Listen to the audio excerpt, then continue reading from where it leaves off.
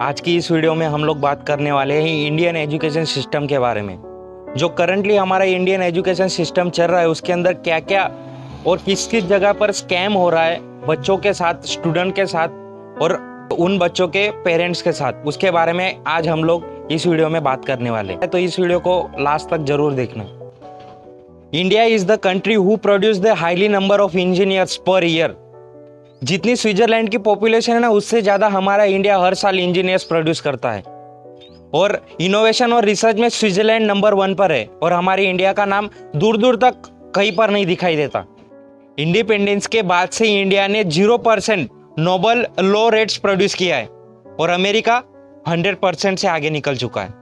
AACR की report के हिसाब से 83% एजुकेटेड इंडियंस अनएम्प्लॉयड है। और ये जो सत्य नदेला, सुंदर पिचाई की बात करते हैं ना, इन्होंने भी अपना एजुकेशन आगे जाके बाहर की कंट्री में कंप्लीट किया है। ये जो सारी चीजें मैं बोल रहा हूँ ना, इनका रूट कॉज फाइंड करने के लिए हमें थोड़ा पीछे जाना पड़ेगा। जब ब्रिटिशियर्स हमारे पे रूल कर रहे थे ना, तब ईस्ट इंडिया कंपनी के सामने 2 मेजर्स प्रॉब्लम थी। पहला, कम्युनिकेशन विथ इंडियंस एंड दूसरा, वर्कर्स की बहुत ज्यादा जरूरत थी उन्हें। फिर थॉमस मैकॉय ने हमें इंग्लिश एजुकेशन एक्ट 1835 दिया। इनसे उनके दोनों पर्पस पूरे हो गए। पहला, ऐसे बंदे उनको मिल गए जो सिर्फ और सिर्फ डेस्क के ऊपर बैठे और जो कोई भी सवाल ना पूछे और उसके साथ साथ थोड़े बहुत भी क्रिएटिव ना हो। और दूसरा, कम्युनिकेशन इन इंग्लिश। इंग्लिश जो लैंग्वेज है, ये पूरे वर्ल्ड में सबसे ज़्यादा बोले जाने वाली लैंग्वेज नहीं है, पर तब भी ये लैंग्वेज इंडिया के अंदर एक क्लास बन चुका है। रशिया, चाइना, फ्रांस, ये जो सारी कंट्रीज है ना, इनके अंदर इंग्लिश कम्युनिकेशन को लेके इतने ज़्यादा ऑब्जेक्शन नहीं है।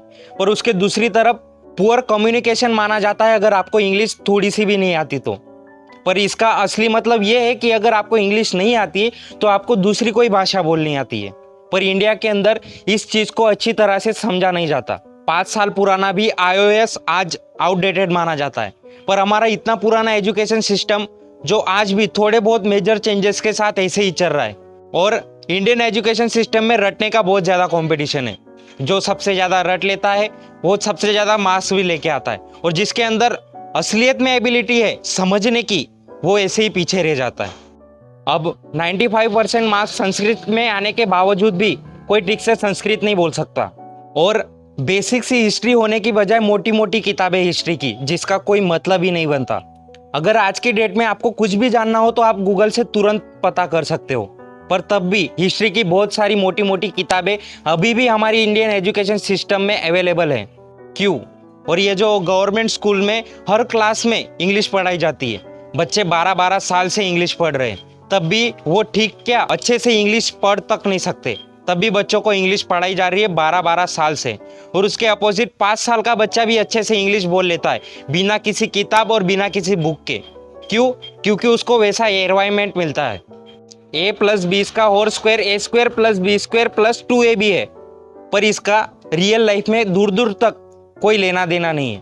तब भी ये चीज़ हमारी इंडियन एजुकेशन सिस्टम में है। ना प्रिंसिपल, ना टीचर, ना स्टूडेंट्स, किसी को इसका मतलब नहीं पता है। तब भी ये चीज़ें पढ़ाई जा रही है हमारी इंडियन एजुकेशन सिस्टम में। हो सकता है इसका कुछ मतलब हो, पर आप एक बार चेक करके देख लेना, मैं गारंटी के साथ बोलता हूँ इसका कुछ मतलब ही नहीं निकलेगा। तब भी हमारे इंडियन एजुकेशन सिस्टम में ये चीज़ें पढ़ाई जा रही है। हाँ, अगर आपने 2ab की जगह पर अगर 3ab बोल दिया तो आपके ऊपर 4 लोग हंसने वाले जरूर मिल जाएंगे। किंडरगार्टन में जो बच्चों को सिखाने के लिए टेक्निक अपनाई जाती है ना, वो लाख गुना अच्छी है कॉलेज की रटने वाली टेक्निक से। और जो बच्चे हैं ना, जो एग्जाम में अच्छे मार्क्स लाते हैं, वो हाँ वही बच्चे जो छुपा छुपा कर लिखते हैं पेपर, किसी को दिखने नहीं देते, वही बच्चे रियल लाइफ में जाते हैं ना, तब बहुत ज़्यादा क्रम्बल करते हैं।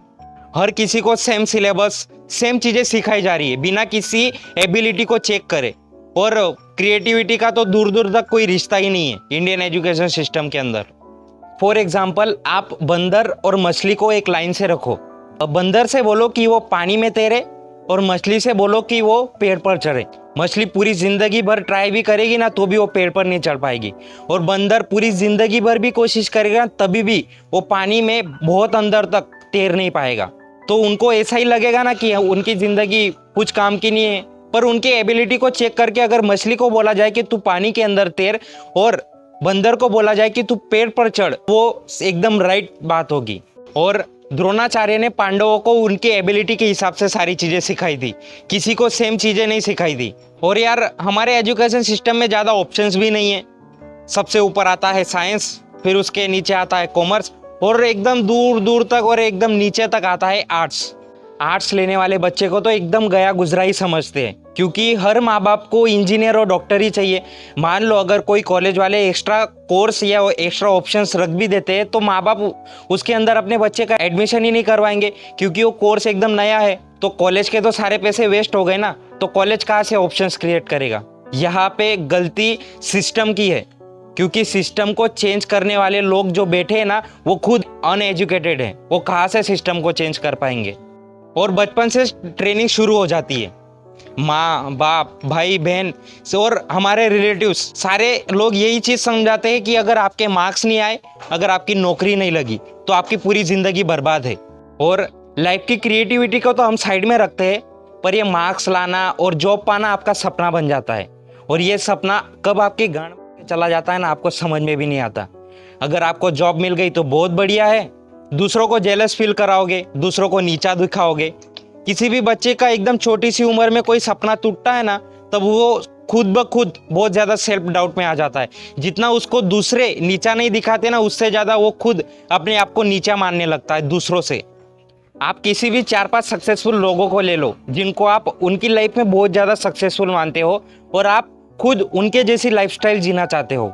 मैं ये चीज़ स्ट्रांगली बिलीव के साथ कह सकता हूँ कि वो लोग इस करंट एजुकेशन सिस्टम की वजह से तो सक्सेसफुल नहीं बने, चाहे वो जो भी हो। धीरू भाई अंबानी, विराट कोहली, आमिर खान, नरेंद्र मोदी, ये जो सारे लोग हैं ना, ये कभी हमारे करंट एजुकेशन ट्रैप में फंसे ही नहीं। ये खुद सीखे, खुद एजुकेटेड बने और खुद अपनी लाइफ में आगे बढ़े।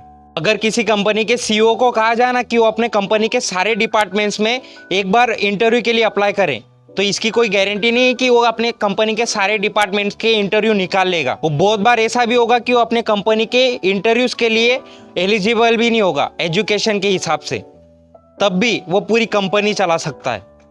इस स्किल के बारे में क्यों कोई बात नहीं करता।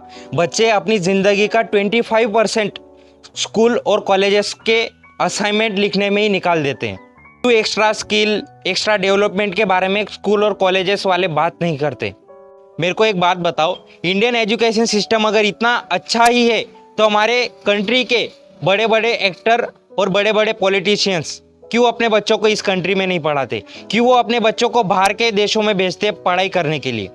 मेरे हिसाब से पॉलिटिशियंस के साथ ऐसा करना चाहिए ना कि वो जिस एरिया से चुनाव लड़ रहे हैं उनके बच्चे उसी एरिया के गवर्नमेंट स्कूल या गवर्नमेंट कॉलेज में पढ़ाई करने चाहिए, तभी उसी एरिया के गवर्नमेंट स्कूल और गवर्नमेंट कॉलेज सुधर पाएंगे। और कुछ लोग 5-5, 6-6 साल से तैयारी कर रहे हैं गवर्नमेंट जॉब्स की, और उनसे अगर आप पूछो ना कि आप इतने टाइम से क्यों तैयारी कर रहे हो, तो उनका एक ही जवाब होगा, भाई ये गवर्नमेंट जॉब बहुत ज़्यादा सिक्योर है, आप काम करो या ना करो, आपको कोई निकाल नहीं सकता।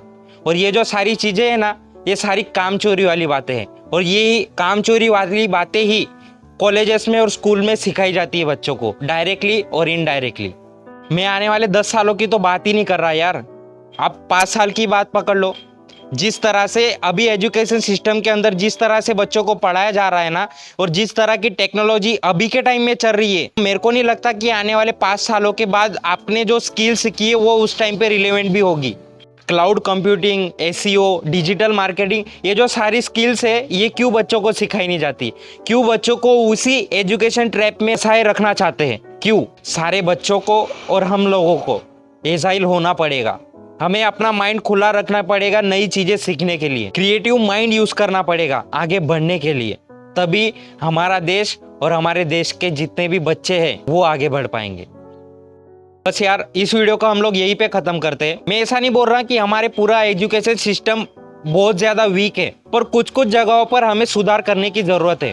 अगर अब सुधार नहीं किया गया तो जो बच्चों के जो फ्यूचर है वो अच्छी तरह से बन नहीं पाएगा। तो एजुकेशन सिस्टम में जो मेजर्स प्रॉब्लम है उन प्रॉब्लम को सुधार करने का ज़रूरत है, और जब तक वो सुधार नहीं होगा तब तक हमारा एजुकेशन सिस्टम इसी तरह से थोड़ी थोड़ी चीज़ों की वजह से वीक कहलाया जाएगा। वो जल्दी से चेंज करा जाए तो बहुत ज़्यादा अच्छा होगा। तो बस यार, आपको अगर आज का वीडियो अच्छा लगा हो तो इस वीडियो को लाइक करो और ज़्यादा से ज़्यादा लोगों तक शेयर करो कि हमारे इंडियन एजुकेशन सिस्टम में क्या क्या प्रॉब्लम्स है। इसके लिए इस वीडियो को ज़्यादा से ज़्यादा शेयर करो और चैनल को सब्सक्राइब करना मत भूलना अगर आपको ये वीडियो अच्छा लगा हो तो। जय हिंद, जय भारत।